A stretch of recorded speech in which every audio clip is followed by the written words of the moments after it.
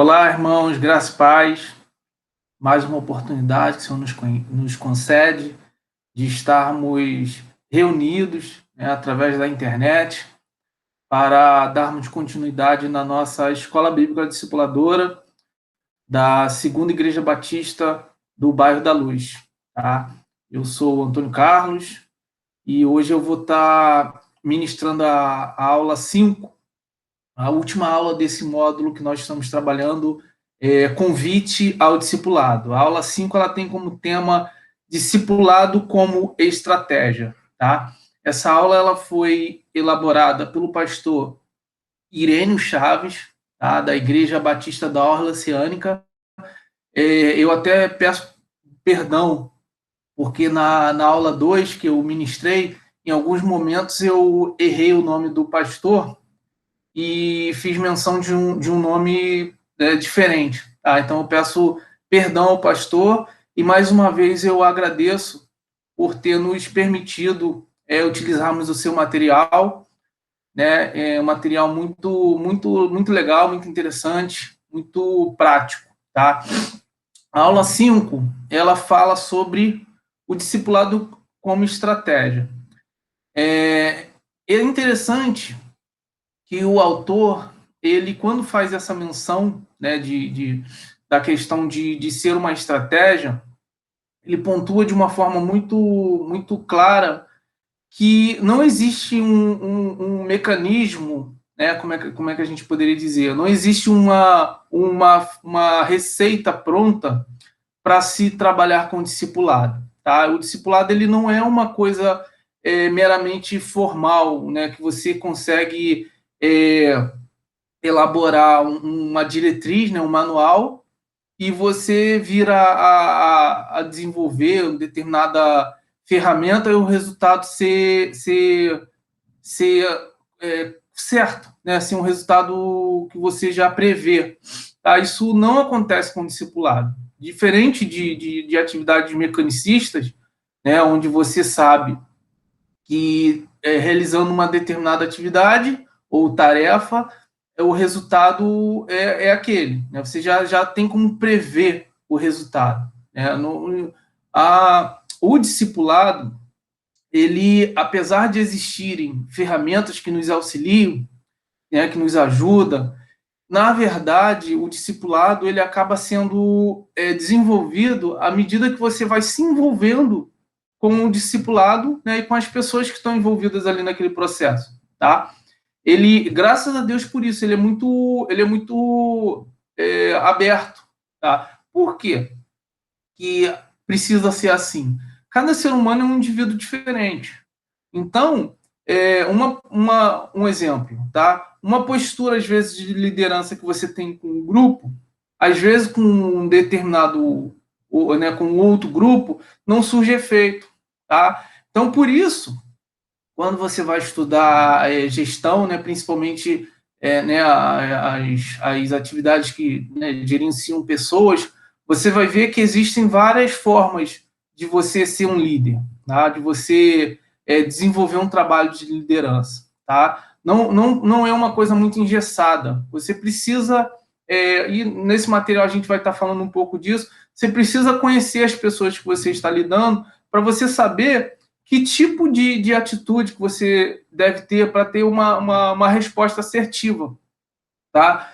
E graças a Deus que tudo isso que é feito, ele tem não só a supervisão, mas o apoio do próprio Deus. Tá? A pessoa do Espírito Santo, ela nos auxilia nesse processo e ela também auxilia a pessoa que está participando desse processo. Porque, na verdade, o discipulado ele é algo cíclico. Tá?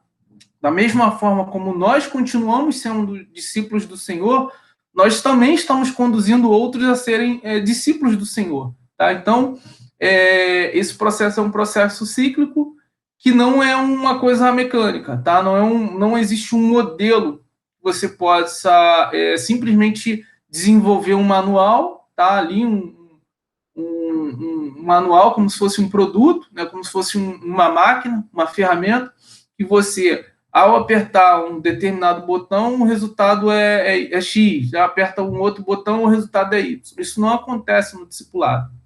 Tá? Então, a gente precisa ter essa sensibilidade de saber que para cada público você vai precisar ter atitudes diferentes, você vai precisar, às vezes,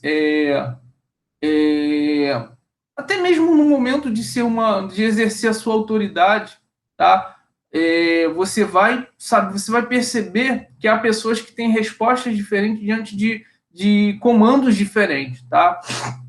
Isso é muito importante que a gente, no processo do discipulado, a gente possa perceber isso, que às vezes você pode se achar que, né, devido ao fato de você estar sempre exercendo algo de uma forma e aquilo gera um resultado positivo, num momento você às vezes pode achar que aquela é a única ação possível, ou a única ação assertiva a ser realizada.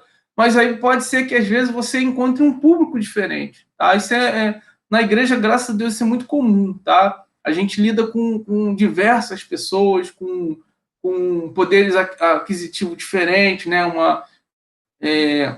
Enfim, pessoas que vêm de realidade diferente. Tá? Um exemplo que eu posso dar aqui para a gente compreender como o processo de discipulado ele é dinâmico, e ele tem essa perspectiva, né, de ser diferente porque as pessoas são diferentes. Vamos supor que você é líder de algum ministério, ou você está acompanhando uma pessoa recém-convertida.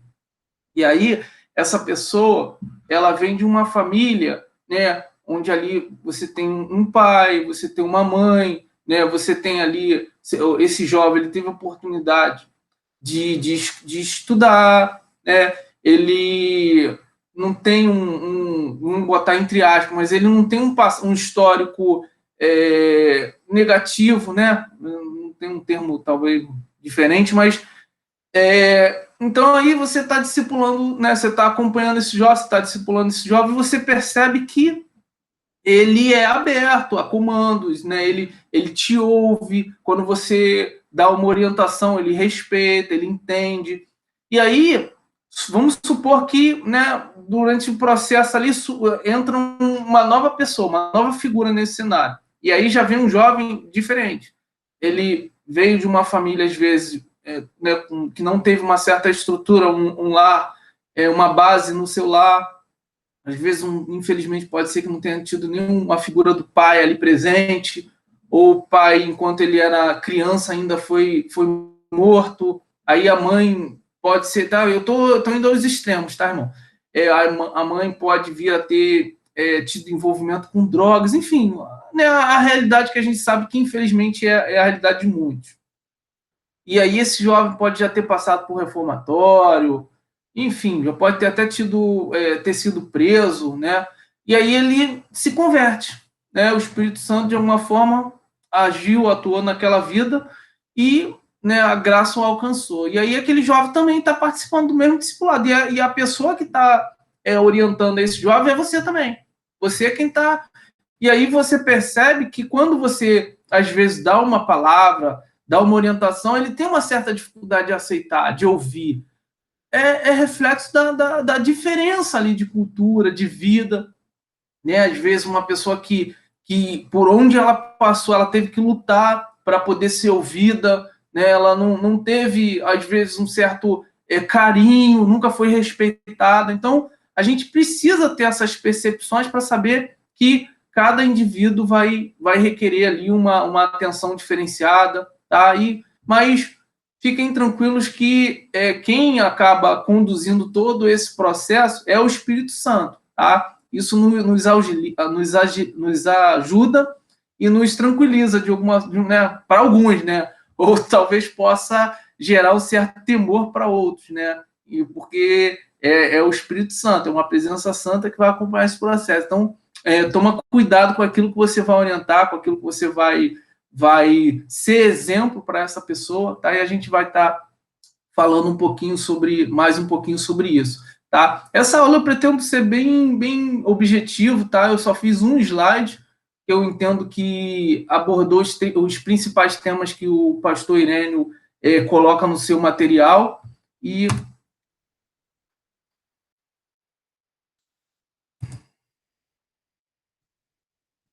olha, eu sempre me confundo aqui na hora de apresentar o slide. E diz assim o texto: todos os dias no templo e de casa em casa não deixavam de ensinar e proclamar que Jesus é o Cristo. Atos 5, capítulo 42. Bom, como nós estávamos falando, é interessante o autor começar com essa frase, né, com esse verso da palavra de Deus, do livro de Atos, né, que fala ali do nascimento da igreja. Por que eu acho interessante? Porque o processo do discipulado, se ele não houver essa preocupação de tudo aquilo que você recebeu, tudo aquilo que você aprendeu, você ter essa preocupação de transmitir para os outros, o processo de discipulado ele vai ficar falho, ele vai ter uma falha ali que ele não vai ter uma certa continuidade, tá? Infelizmente, hoje nós vemos algumas igrejas que parece ela dá muita ênfase no reter, né, no conquistar, no reter, e às vezes isso não é só na questão material, não, tá? Existe às vezes, não vou citar nomes, mas eu já presenciei algumas reuniões onde você percebia que existia um certo ar de competitividade entre os irmãos, tá? Isso é ruim, por quê? Porque acaba inibindo essa troca, tá? Essa troca de experiência, de aprendizagem, tá? Por quê? Porque eu tenho que ter essa preocupação de que aquilo que Deus venha ministrar sobre a minha vida, eu preciso entender que aquilo, de alguma forma, precisa ser externado na minha, tem que alcançar outras pessoas, tá? E num ambiente que talvez não tenha essa preocupação, tá? Não esteja aberto para isso não vai acontecer, né? Imagina, eu chego num lugar onde eu olho ao meu redor e eu vejo todo mundo como meu inimigo, tá? No reino, isso não pode existir, irmãos, tá? E graças a Deus que a nossa igreja é uma igreja que eu percebo que é uma igreja madura em relação a isso, tá? Esse desenvolvimento é para todos, tá, irmãos? Todos têm... Porque, na verdade, é uma necessidade que todos venham crescer, se desenvolver e servir ao reino, tá? Isso não é exclusividade de ninguém. Na verdade, o reino precisa de todos. Então, que todos possam se desenvolver, crescer e estarem dispostos a servir ao reino e a sua comunidade local, que é a nossa igreja, tá? E aí ele diz, outra questão também que me chama a atenção nesse pequeno verso, que diz que no templo e de casa em casa. Sabemos da importância da igreja, né? A igreja é ali a instituição que é feita propícia para as nossas reuniões, né? Para os nossos encontros, para nossas liturgias, e ali realmente é um ambiente onde a gente acaba mais tendo contato com a palavra, né? Nós temos os nossos líderes que nos orientam, que passa aquilo que o Senhor tem passado para eles na condução da sua igreja. E então esse ambiente ele é muito importante, mas ele não é único, tá?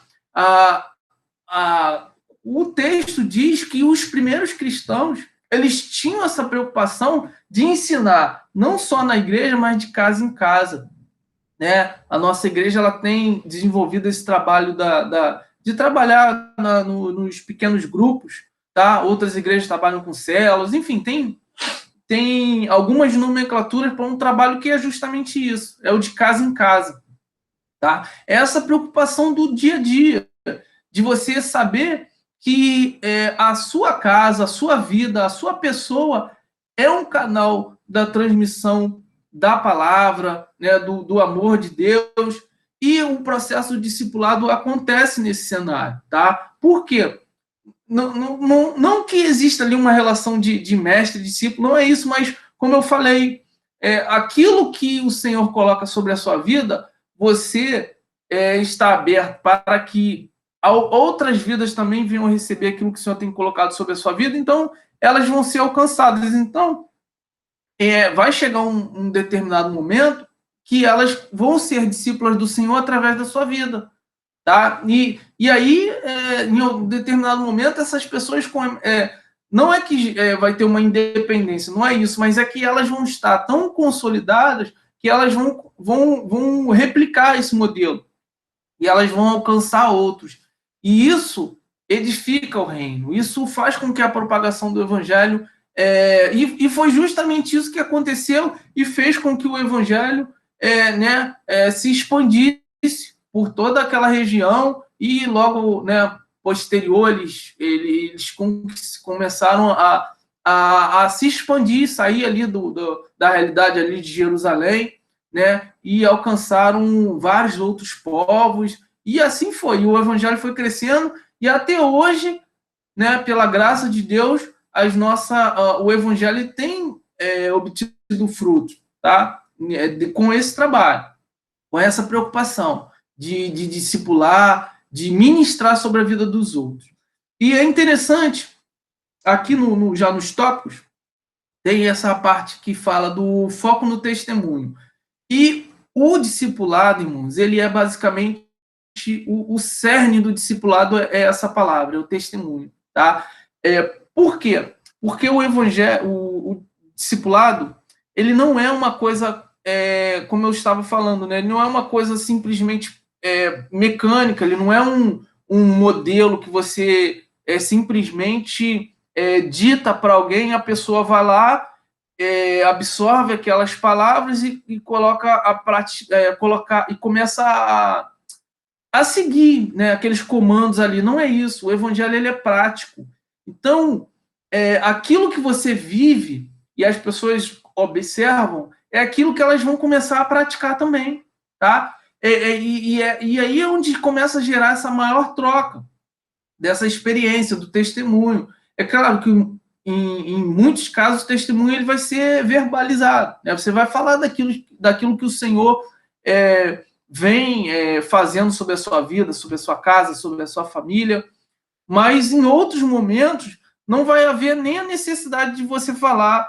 Com um simples olhar, as pessoas vão enxergar o seu testemunho nas suas atitudes, tá? Então, esse para mim, né, eu acredito que para o autor também, o testemunho é o cerne do trabalho do discípulo, tá? Esse é o foco central, é você ter essa preocupação de testemunhar, e testemunhar não só no falar, testemunhar no viver, tá? Ser uma coisa fundida ali, aquilo que você fala é aquilo que você vive, e aquilo que você vive é aquilo que você fala. E aí, ainda no primeiro ponto ali, tem 3 perguntas, né? Apesar dali não estar com um ponto de interrogação, né, eu esqueci, mas basicamente são 3 perguntas, ou 3 direções, né? O que fazer, onde fazer e como fazer. E essas 3 perguntas, elas são muito utilizadas em várias ferramentas, tá? Na área de atuação de um modo geral. Principalmente, como eu vinha falando, nas questões de gestão, tá? Quando a gente tem se preocupa com esses 3 pontos, a gente consegue desenvolver uma didática, um trabalho muito mais, vou botar mais fácil, mas mais assertivo, tá? Com menos talvez, probabilidade de vir a acontecer alguns equívocos, alguns erros. O que fazer? Né? O que fazer, basicamente, né, a gente já até respondeu, é testemunhar, tá? Ter essa preocupação de transmitir o evangelho através da minha vida e pela minha vida, tá? E como nós falamos, se houver a oportunidade de falar, falamos, tá? Né? Mas se não houver, que a gente externalize com a nossa vida, né? Que a gente possa externalizar com as nossas práticas, com o nosso viver. E o ponto 2, né, o B, na verdade, que diz onde fazer, esse onde fazer, irmãos, né, ele não tem uma questão, ele não é restrito, tá? Esse onde fazer na verdade, esse onde fazer é onde nós estejamos, tá? Por que a gente precisa ter essa preocupação? Porque às vezes a gente está tão envolvido com as rotinas né, da nossa liturgia, com as demandas que a gente tem, né, com a questão da igreja, da instituição em si, que elas existem, a gente não tem como fugir delas, mas às vezes a gente está tão envolvido com esse ambiente, com esse cenário, que a gente esquece que existe um evangelho também lá fora para ser transmitido, para ser vivido, tá? E às vezes infelizmente, a gente vê muita ênfase em alguns locais, né, em algumas palavras, em alguns púlpitos, para a questão do templo, sabe? Aquela coisa da luxúria, da grandeza, como se isso fosse o mais importante, quando na verdade não é. Até porque a própria palavra de Deus ela nos diz que o templo, né, do Espírito Santo são nossas vidas. É com esse templo que a gente precisa se preocupar. É a forma como nós conduzimos o nosso viver, a nossa vida, que a gente deveria dar mais atenção, sem negligenciar as necessidades da instituição, tá? Isso também, ao fazer isso, também não é correto, tá? Porque ela precisa de recursos, ela precisa de manutenção, tá? Então, há necessidade, sim, de se dar atenção à instituição, né, o templo físico, mas que a gente possa compreender que esse não é a única atenção a ser dada, tá? O evangelho, na verdade, ele, para o fora, acaba que é o mais importante do que o para dentro, tá? O evangelho sempre está tendo esse direcionamento para o outro. O outro é sempre mais importante do que a gente pode colocar do que a gente mesmo, tá? E o como fazer. Como fazer também, né, acredito que nessas nossas falas a gente já externalizou um pouco, transmitir a palavra, irmão. O discipular, como, assim, ele não é só essa questão do ensinamento. Ele tem isso, sim, muito importante, mas ele não é só isso, tá? Você precisa ter essa preocupação de...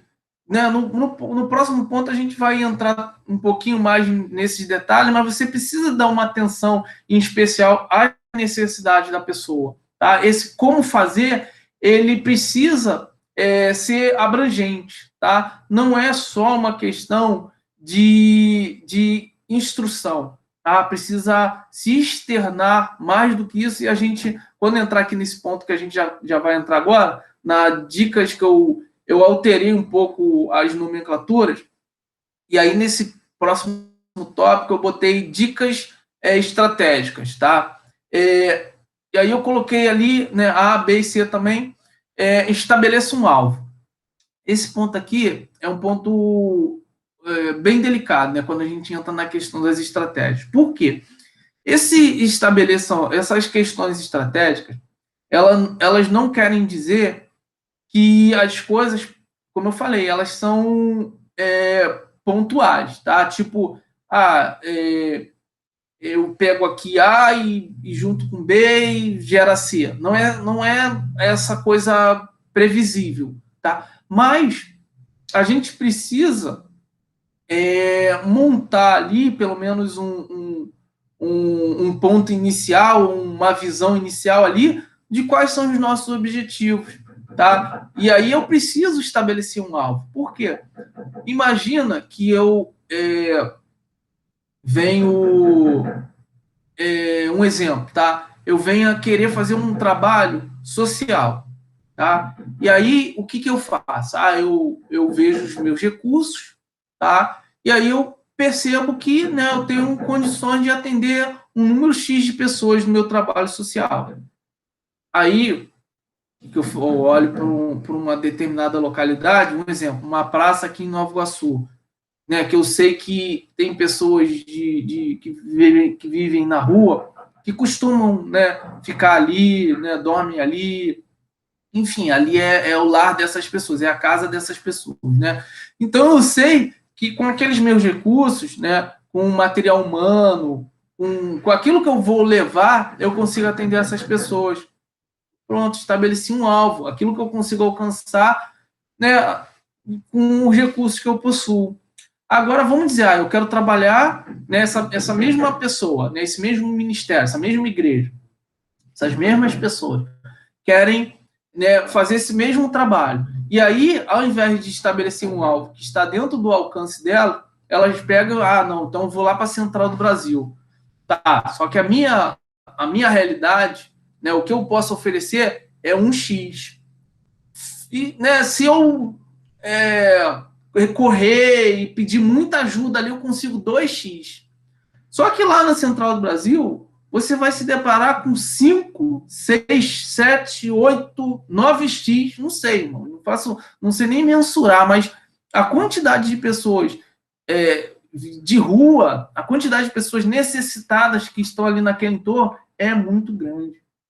Então, eu posso, às vezes, estar com o meu coração com muito intento de ajudar. Só que eu não tenho condições de atender aquele público. Então, por isso que eu preciso estabelecer um alvo, para que a minha estratégia seja bem sucedida, no sentido daquelas pessoas que eu vou atender. Tá?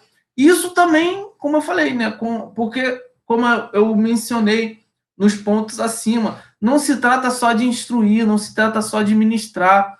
E aí, por isso que eu botei no B ali, ó, leve mais do que palavras. Esse eu fiz até uma alteração significativa no ponto da forma como o pastor Irênio colocou no seu material, mas é porque, né, enfim, eu entendo que essa deve ser a preocupação do cristão, tá? Fazer mais do que meramente querer instruir, que são papéis, tá, da igreja, tá? A igreja precisa ter essa preocupação de instruir, de apontar o pecado, ela não pode se negligenciar desse papel, tá? Ela precisa saber que ela é essa voz profética, tá? Que dá a direção, tá? E essa direção, ela também passa por apontar os tropeços, tá? De sinalizar, olha, aqui há uma pedra. Então, ó, desvia dessa pedra, porque se você continuar nessa direção sem se desviar dessa pedra, você vai tropeçar. Então, esse é o papel profético da igreja também, tá? De apontar esses cenários que podem ser passíveis né, de algum sofrimento, de alguma dor, e instruir, né? E nesse processo também de direção você está instruindo, porque, ó, à medida que as pessoas vão caminhando, elas precisam de instruções, tá? E esse é o papel da igreja, esse é o papel do discipulado também. Mas você vai se deparar com pessoas que precisam mais do que isso. Pessoas que precisam, às vezes, do que comer. Tá? Pessoas que não têm o que comer nos seus lares. Né? E Jesus mesmo fala acerca disso, né? Que você precisa ter essa preocupação de levar também o pão. Tá? É claro, como a gente vem falando, não pode negligenciar nenhum dos lados, nenhum dos papéis da igreja pode ser negligenciado. Mas eu também não posso me fechar e achar que, já falei, já instruí, já fiz o meu papel, agora é responsabilidade dele querer uma mudança de vida ou não. Não, irmãos, às vezes a ausência de alguma coisa, né, a necessidade de algo ali precário ali, às vezes é tão grande que você fala, irmão, a pessoa, eu vou ser sincero, a pessoa talvez às vezes nem escute. Claro que ao falar não é a sua voz, né? Ali você está sendo usado pela pessoa de Deus, pela pessoa do Espírito Santo. É Ele quem está falando. Mas, às vezes, pode acontecer de, durante esse processo, as pessoas estarem fechadas para ouvir, porque o anseio que elas têm por uma necessidade de outra coisa seja tão grande que abafa essa. Né? A gente vê ali a palavra, quando Jesus fala da semente, por onde ela cai. Então, há situações em que podem haver questões à sua volta que vão abafar ali e você não vai conseguir crescer. Aquela semente não vai não vai obter êxito no seu crescimento, tá? E aí tudo bem, a gente sabe que o problema em si ele é do solo, mas o próprio agricultor, na hora de lançar sua semente, ele trabalha o solo, ele vai ali, ele coloca nutrientes às vezes para poder o solo, né, voltar a ser fértil, saudável.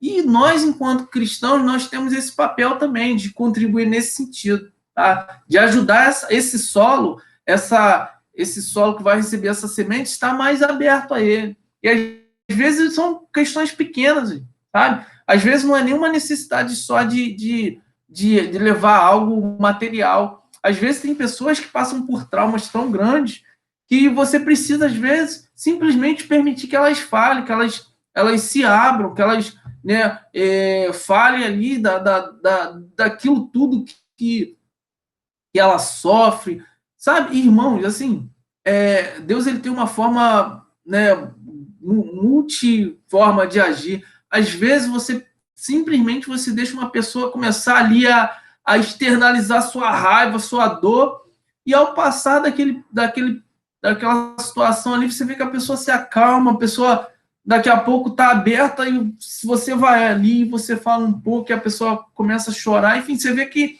o simples fato de você não ter tolhido ela na hora que ela queria externalizar um pouco da sua agressividade ali, isso já é o suficiente para que ela se abra e esteja aberto para ouvir o que você tem a dizer, para ouvir a palavra do Senhor, tá? Lembrando que o discipulado, ele não é só isso, tá? Ele é além disso. A gente, com as nossas vidas, a gente ministra a palavra também. E aí, por último, vá onde as pessoas estão. E esse vá onde as pessoas estão está totalmente ligado com aquela frase lá em cima: todos os dias no templo e de casa em casa não deixavam ensinar e proclamar o que Jesus é o Cristo. Por quê? Não dá, irmão, para a gente viver fechado no nosso mundo. Tudo bem que hoje, devido às circunstâncias, a igreja está com uma certa área de atuação física limitada, porque a igreja hoje, né, não tem como fazer muita coisa para atrair as pessoas fisicamente. Mas, por um outro lado, Deus tem nos dado a oportunidade de, através da internet, alcançar o mundo. Tá? E, infelizmente, a gente vê que muitas igrejas parece que não estavam preparadas para isso. Né? Igrejas que, infelizmente, até hoje não tem um culto online. Tá? E aí você vê pessoas que têm comorbidade que não podem, né, estarem indo frequentar presencialmente um culto. Perdão, irmãos, infelizmente parece que alguém está usando uma furadeira aqui próximo. Mas graças a Deus a gente já está acabando. E por último, o texto diz, né, uma frase aqui que o autor coloca: e disse-lhe Jesus: sigam-me e eu os farei pescadores de homens. Mateus 4, verso 19. E, irmãos, glória a Deus por isso. Nosso papel é de se abrir para sermos discipuladores. Nosso papel é estarmos disponíveis para atender o chamado do Senhor. Porque quem vai fazer todo esse processo nas nossas vidas e nas vidas daqueles que venham até nós é a pessoa do Espírito Santo. Glória a Deus por isso. Isso ao meu ver, isso nos tranquiliza de saber que não é pelos meus esforços, até porque eu sou muito limitado, tá? E, ao mesmo tempo, eu acredito que isso deveria gerar um certo temor em nós. Por quê? Porque eu não posso fazer de qualquer maneira. Mesmo sabendo que não é qualidade minha, tá? Aquilo que venha a ser bem feito não é mérito meu, mas eu não posso também agir de qualquer maneira, fazer de qualquer forma. Eu preciso saber dosar minhas palavras. Eu preciso ter essa preocupação de não permitir que a minha vida venha a ser escândalo para outros, tá? E assim a gente finaliza esse material, essa aula 5, tá? Mais uma vez agradecendo ao pastor Irênio, né, por nos ter permitido utilizarmos o seu material. E eu espero, irmãos, de verdade, que a gente possa compreender um pouquinho mais sobre a nossa realidade enquanto discípulos e enquanto discipuladores, que a gente possa entender que isso é um papel de todos, tá? Ninguém, nenhum dos nossos está isento de cumprir essa missão, tá? Essa missão é uma missão que ela é para todos os da nossa comunidade, tá? E que a gente possa realmente viver essa realidade, que seja uma corrente, tá? Que todos possam, de alguma forma, fazer isso no seu lar. Não precisa ser, às vezes, de uma forma formalizada ali, tem um pequeno grupo na minha casa. Não, mas que todas as vezes que alguém adentrar na minha casa, eu posso entender que eu posso estar ministrando algo, posso estar falando algo, posso estar agindo de alguma forma que eu venha externalizar a pessoa de Deus e o ministério de Deus através do meu testemunho, da minha vida. E isso ser discípulo, fazer discípulo. É claro, a gente precisa estabelecer um alvo, isso nos ajuda. Então, o que isso quer dizer? Eu posso selecionar pessoas ou grupos para eu poder estar trabalhando uma dinâmica mais intensiva, né? São pessoas que eu tenho um certo compromisso de acompanhar, de estar ali junto, né? De fazer esse processo mesmo de pegar na mão e estar trazendo, estar mostrando, e com o tempo você vai perceber que logo, logo ele vai estar fazendo o mesmo por outros, tá? Porque o evangelho ele é impactante. Esse amor de Deus, ele vai nos constrangendo ao ponto que a gente vai querer viver esse amor para os outros, né? Claro, limitado, porque nós somos humanos e não temos a mesma dimensão de Deus, mas no pouco, Deus faz muito através de nossas vidas. Amém?